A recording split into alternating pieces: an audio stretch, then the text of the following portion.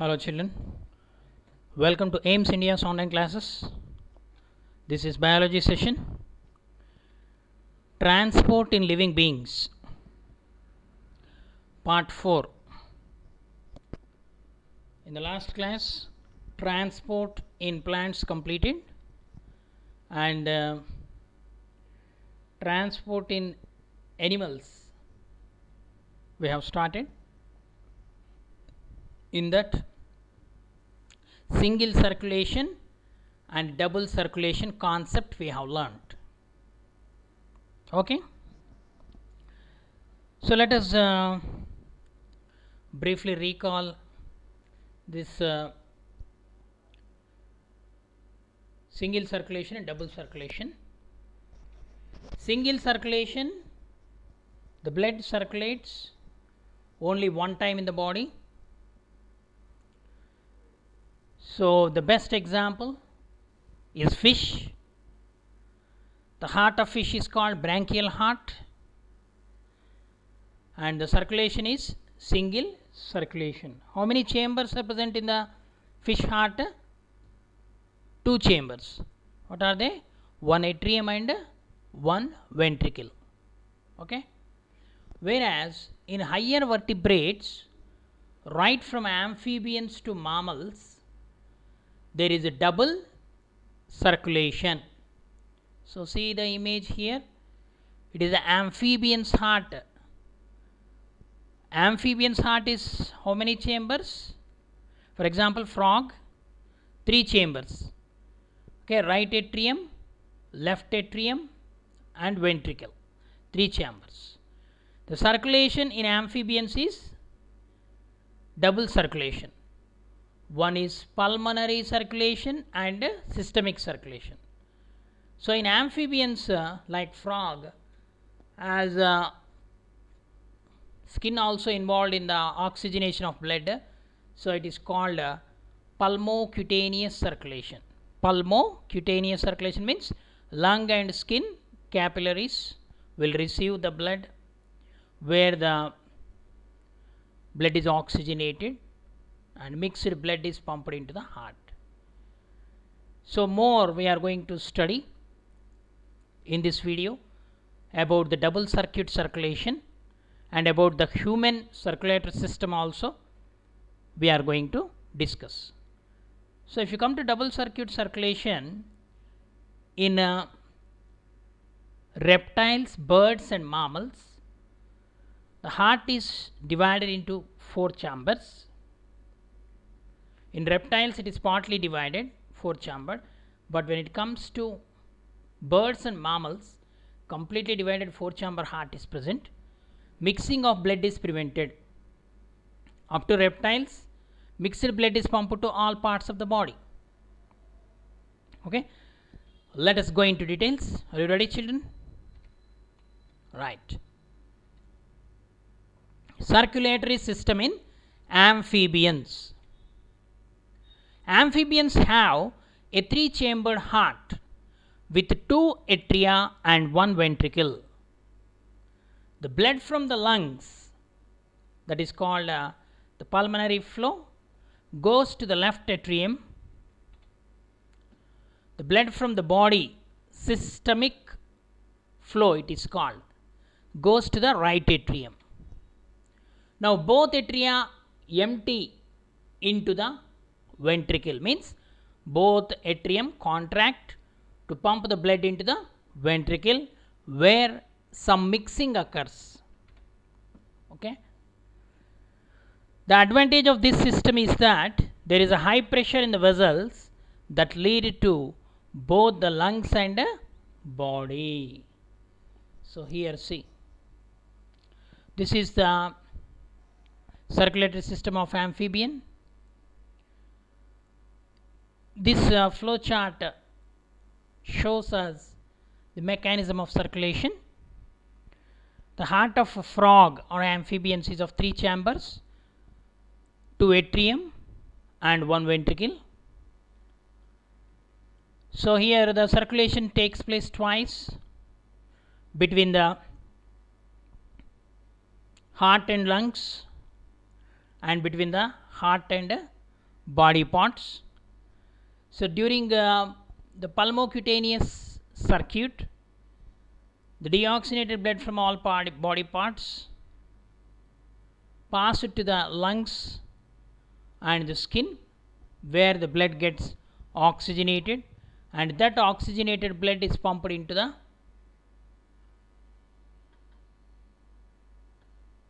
heart. Okay, means the deoxygenated blood into the right auricle, oxygenated blood into the left auricle. When both auricles contract, then ventricle receives both oxygenated and deoxygenated blood. So that mixed blood is pumped to all body parts. So this kind of circulation, which takes place twice, pulmonary cutaneous circuit and systemic circuit. So this type of circulation is called as double circulation or double circuit circulation. And the heart which is pumping blood to the lungs, it is called as pulmonary heart. Okay, in all amphibians this is the mechanism involved, the circulatory system. Next, circulatory system in reptiles. In most of the reptiles, the ventricle is partially divided. Okay, in the amphibians we studied that there are 3 chambers, 2 auricles and 1 ventricle. But here in reptiles, the ventricle is partly divided, means incompletely divided. 4 chambered heart is present in the reptiles except crocodile. Okay, remaining all reptiles, they possess incomplete divided 4 chambered heart. So this reduces the mixing of oxygenated and unoxygenated or deoxygenated blood in the ventricle. Reptiles like lizards and snakes, they have 2 auricles and 1 ventricle in their heart. The circulation is double circulation and the heart is pulmonary heart. Here also the heart is pumping the blood to the lungs, so it is a pulmonary heart. So here the incompletely divided incomplete septum is present. So this incomplete septum indicates that the heart is incompletely divided 4 chambered heart. Incompletely divided 4 chambered heart. Okay, so 2 auricles are there, right auricle, left auricle, and incompletely divided right ventricle, left ventricle. Okay, so from the body parts, deoxygenated blood is opens into the right atrium, from where it pumps to the right ventricle. It pumps the blood into the lungs, where it gets oxygenated, and the oxygenated blood reaches the left atrium. The left atrium pumps it to left ventricle, from where the oxygenated blood. So here also a partial mixing of blood takes place, and the mixed blood is pumped to all body parts. Okay, so this kind of circulation, where the blood is circulated twice, or the heart pumps blood twice, one to the lungs for oxygenation and second one is to the body parts. So this type of circulation is called double circuit circulation. Double circuit circulation is equal to pulmonary circuit plus systemic circuit. Okay, reptiles means lizards, snakes, turtles, crocodiles. These all come under reptiles group. Okay, next, circulatory system of crocodilians, birds, mammals. In all these animals, completely divided 4 chambered heart is present. Birds and mammals and also crocodilians have a 4 chambered heart which acts as 2 separate pumps. After passing through the body, the blood is pumped under high pressure to the lungs. Upon returning from the lungs, it is pumped under high pressure to the body parts. So the high rate of oxygen rich blood flow through the body enables the birds and mammals to maintain high activity levels. So the heart is a pulmonary heart and the circulation is a double circulation. See here clearly divided, the four chambered heart is present, right auricle, left auricle, right ventricle, left ventricle. Okay, and the deoxygenated blood is collected into the right chambers of the heart, pumped to the lungs where the blood get oxygenated, and only oxygenated blood reach the left chambers of the heart, and from there it is pumped to all body parts. Okay, the circuit between the heart and lungs, it is called pulmonary circuit. The circuit of circulation between the heart and body parts, it is called as systemic circuit or systemic circulation, because the artery, systemic artery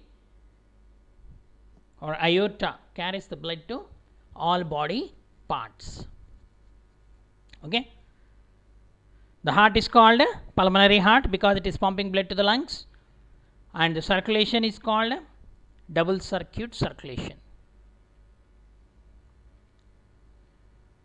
So let us study about the blood vessels briefly. The blood vessels, arteries, there are three types of blood vessels are there. They are arteries, veins and capillaries. First come to arteries. Arteries are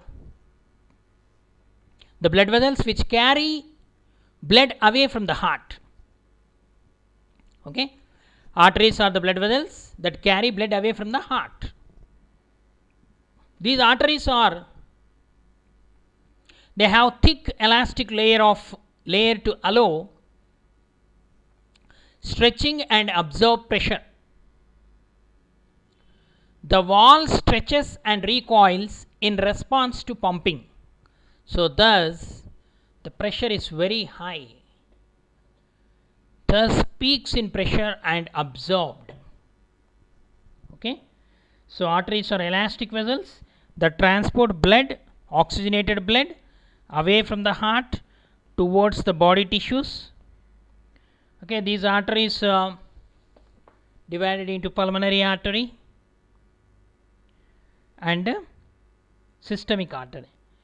The pulmonary artery is the only artery which carry deoxygenated blood.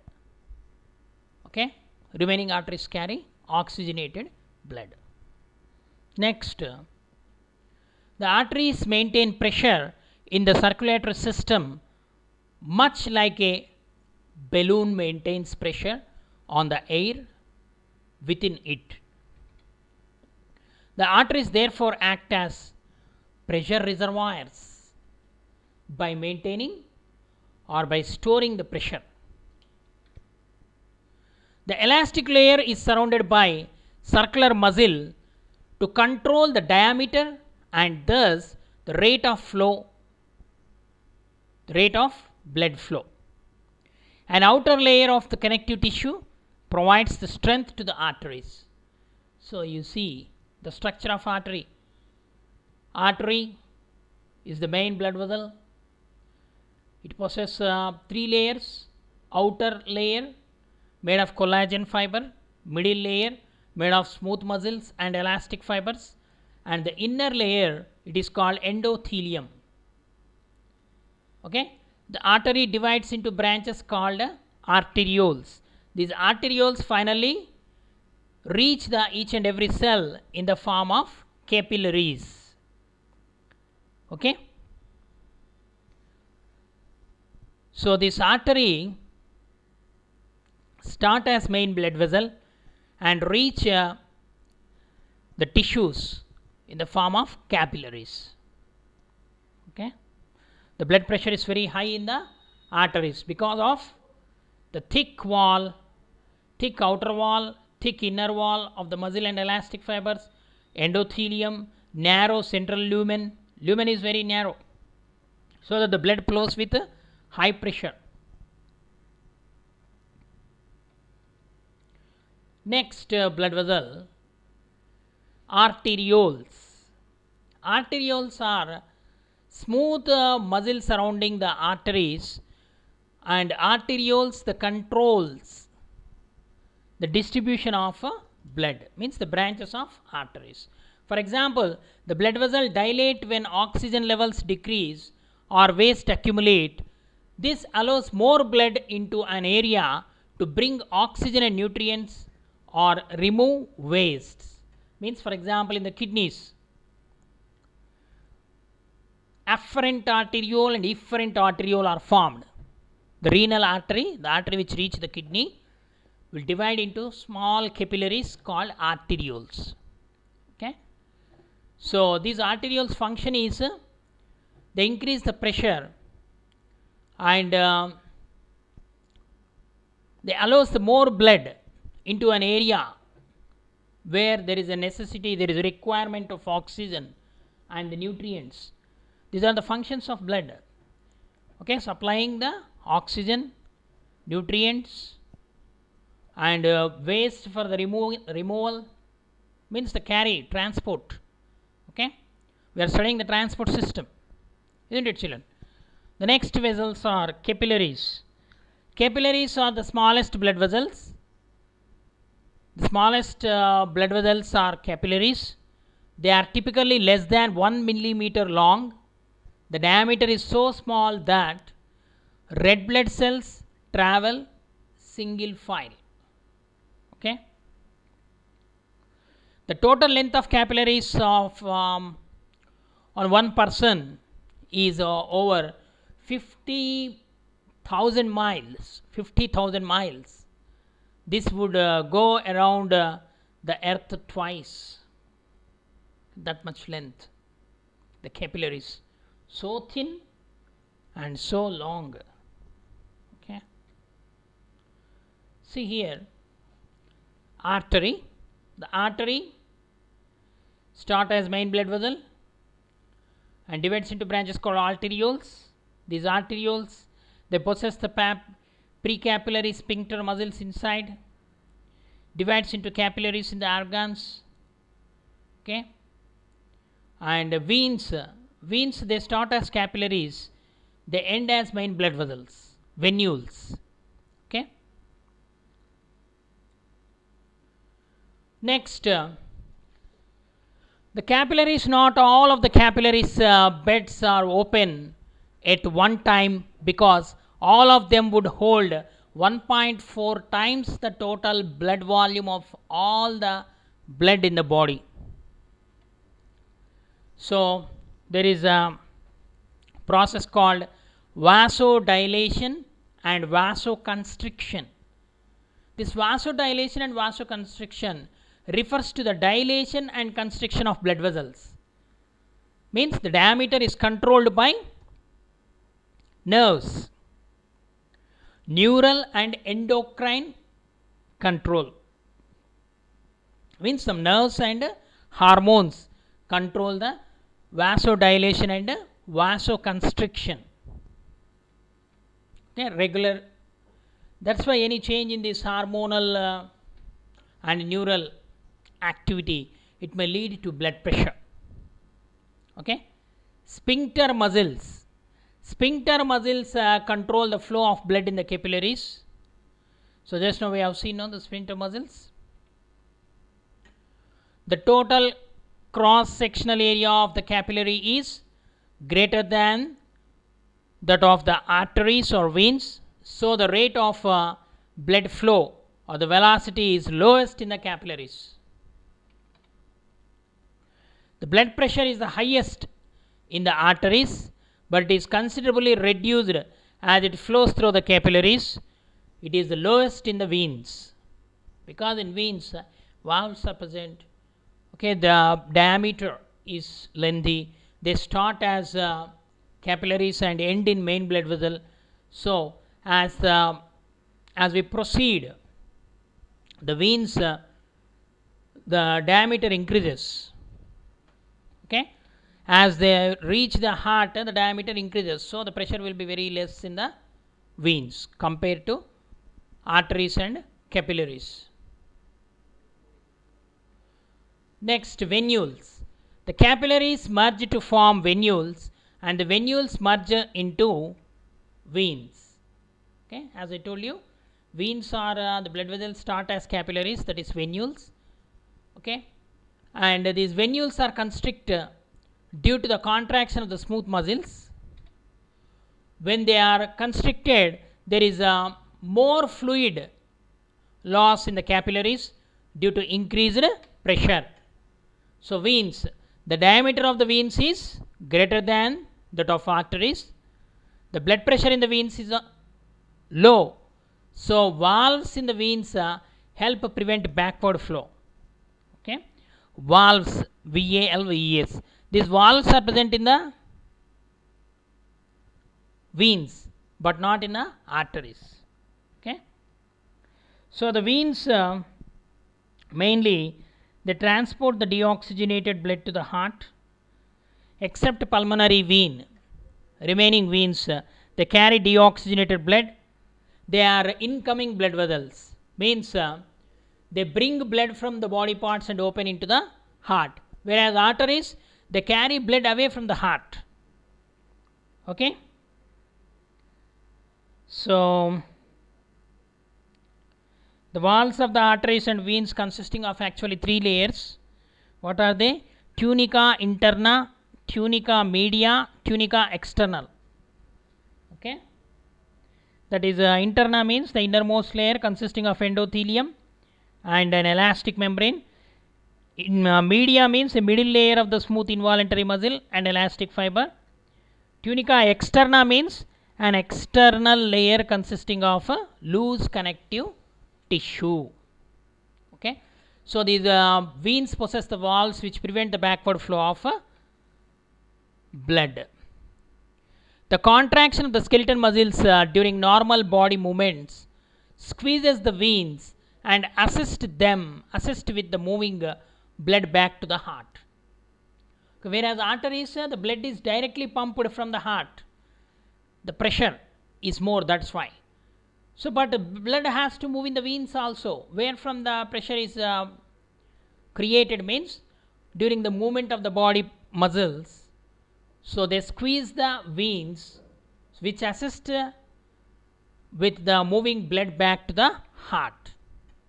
The vena cava returns the blood to the right atrium of the heart from the body.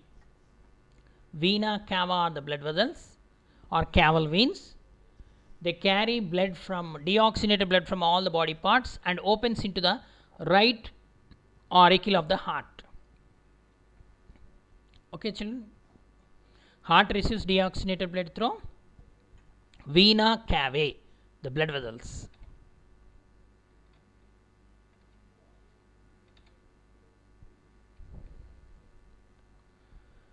Further, in the right atrium, the blood pressure is close to zero, very less, because veins start as capillaries. As soon as they reach the, okay, in the meanwhile, the diameter of the veins increase and finally opens into the heart. So there is zero pressure. Varicose veins develop when the valves weaken. Veins act as blood reservoirs because they contain 50% to 60% of the blood volume. Okay, they are superficial blood vessels. Smooth muscles in the walls of the veins can expand or contract to adjust the flow volume returning to the heart and make more blood available when needed. Okay. So another type of veins. So all veins carry deoxygenated blood except pulmonary veins. Pulmonary veins carry oxygenated blood from the lungs and opens into the left auricle, whereas vena cavae they collect deoxygenated blood and opens into the right auricle. Okay. The portal veins connect one capillary bed with another. The hepatic portal vein connects the capillary beds in the digestive tract with capillary beds in the liver. You see diagram here. So here see arteries, artery and vein. So arteries start as main blood vessel and end in capillaries. Okay, the branch of artery called arterioles. Finally, minute blood vessels, they are called capillaries. Whereas veins start as capillaries, then venules, and open to the heart as a veins. Big means as we move from capillaries to the vein, the diameter is increasing.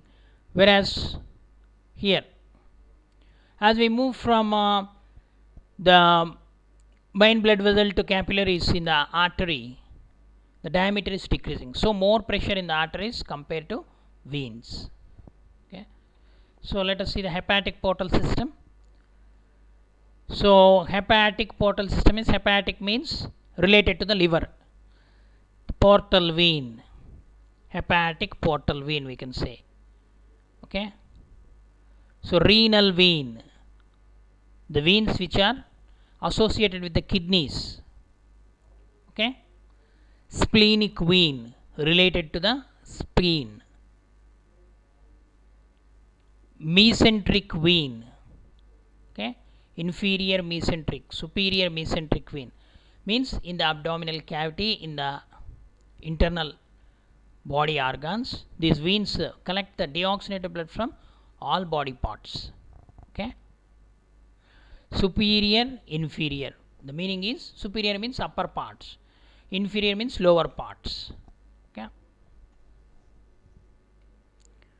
Next, we are going to study about the structure of heart in the next class. Okay, I hope you understood. Thank you for watching our video.